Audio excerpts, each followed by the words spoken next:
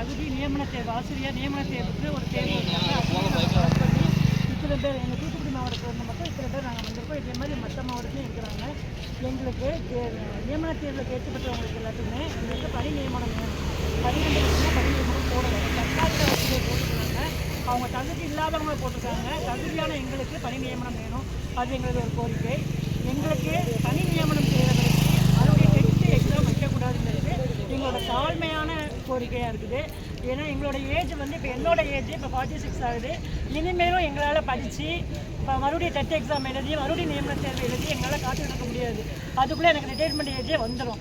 அதனால் தயவு கூர்ந்து இந்த 2024 டெட்டு நியமன தேர்வில் பாஸ் பண்ண அனைவருக்கும் எங்களுக்கு வேலை வாய்ப்பு கொடுங்க.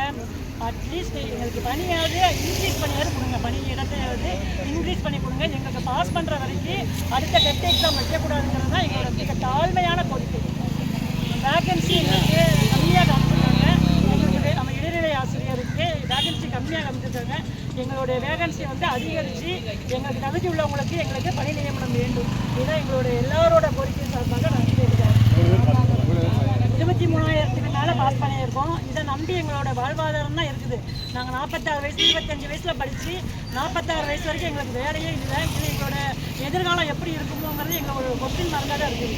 எங்களோட பக்கத்தில் உள்ளவங்க எங்களோட எல்லாருமே எங்களை கிண்டல் பண்ணுற நிலைமைக்கு நாங்கள் இருக்கிறோம்.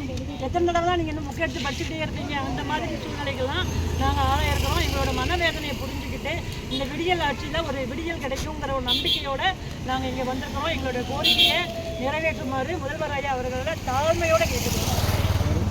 என்னோட பெயர் சுமதி.